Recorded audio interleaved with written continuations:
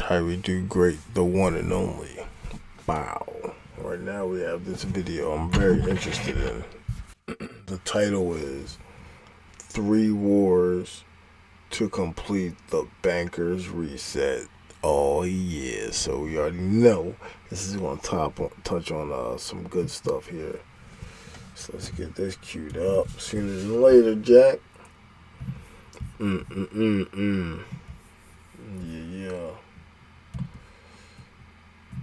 Alright. Solid. And we are on point. Let's get it.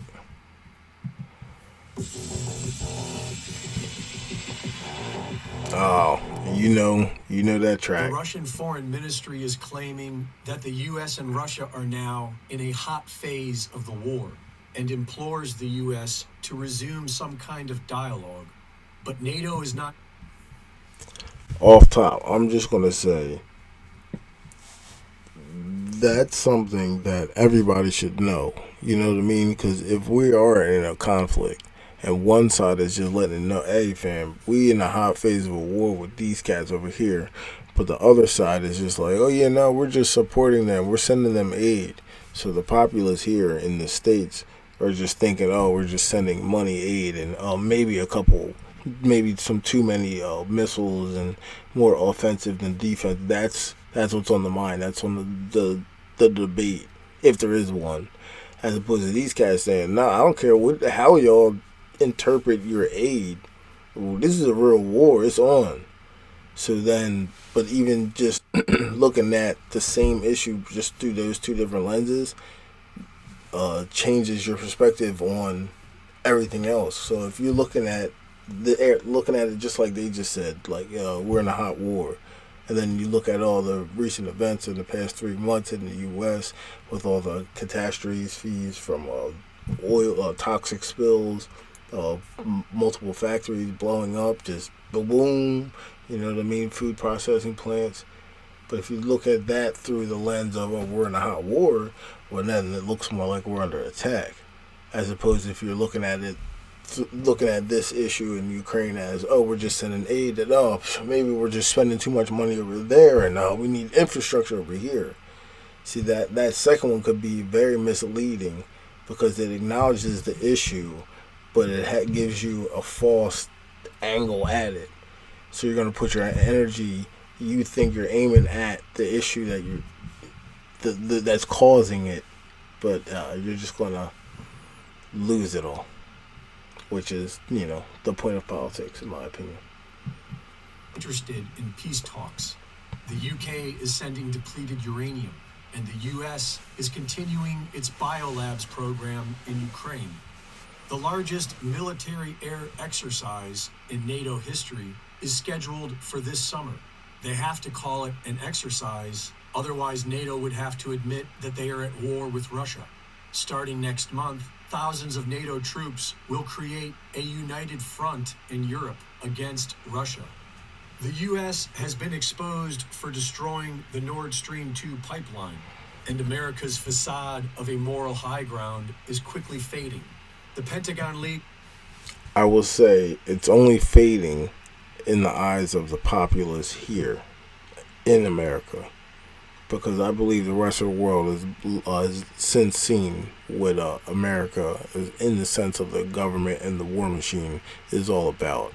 But it seems like now, I think more and more people back home are seeing exactly what's going on. These nonstop wars of aggression under flimsy, false pretenses to start the conflict. And it seems like nothing can ever end it. And then now, with how everything was handled after the 2008 financial collapse, they don't even need to have a vote when it comes to the money. They just say, oh yeah, we're going to send them X amount. We're going to send them X amount more. And then the people are just being told what it is as opposed to how it's supposed to be. There should be a debate and a vote on if and how much gets sent out. Oh, man. Here we go. Say that Ukraine is losing the war. Both sides have threatened the nuclear option, and the Ukrainians have already attacked a nuclear power plant. We are one desperate action away from a nuclear war with Russia. China is I ain't even gonna get into that. simulating precision strikes on key targets on Taiwan. And the moment they invade, the U.S. will go to war with China. The Uniparty and the media have been focusing on China for several weeks now, and U.S. Senator Lindsey Graham is already prepared. Now I'm glad he put that balloon incident in there with the same context. I don't think that was by accident, because I believe all this is now starting to get them riled up energy. Let's start looking at that China. Yeah, lab leak theory. Yeah, this spy balloon looking at our missiles. Yeah, oh, look at China. Look at this, China that. You know what I mean? You're going to ramp that up to try to, saber out and get people more in a fever to go to war with China. Because we see, the more they attack and go at the standard of living here in the States, the easier it will be to get people to go to war with the supposed reason for the lack and drop in standard of living. It's a tactic that they've perfected for multiple wars and regime changes and psychological operations, changing the mind of a populace to turn them all into warriors for their ends. It's a cool game, man. Sending troops. But the Department of Defense is warning that the U.S. doesn't have enough munitions to fight China. The millions of rounds of ammunition that the I think that, this video ain't gonna belong. I think that's some horse shit. You know what I mean? I think they're just letting that be known because, to demoralize the population. Because, come on now, what do you mean? What do you mean? Here, of all places, there's not enough. Come on, stop. Sent to Ukraine has drained stockpiles, which will take years to replenish, making it an opportune moment for the CCP to invade. Days after Xi Jinping brokers a peace deal between Iran and Saudi Arabia, rocket attacks are launched at Israel from multiple locations. Last week, in response, Israel launched attacks against Lebanon, Gaza, and Syrian military. And that is most people's problem with Alex Jones and InfoWars in general. How he just phrased that whole sentence. How he, Iran and Saudi Arabia brokered this deal. Missiles attack Israel all of a sudden, as if Israel hasn't been on the offensive in the Muslim world for years now. You know what I mean? Specifically Syria. And just attacking, and the Gaza Strip. Palestine and people on the Gaza Strip who are legally, under international law, allowed to defend themselves with arms. You know what I mean? Including missiles, as far as I'm concerned, because that's an arm.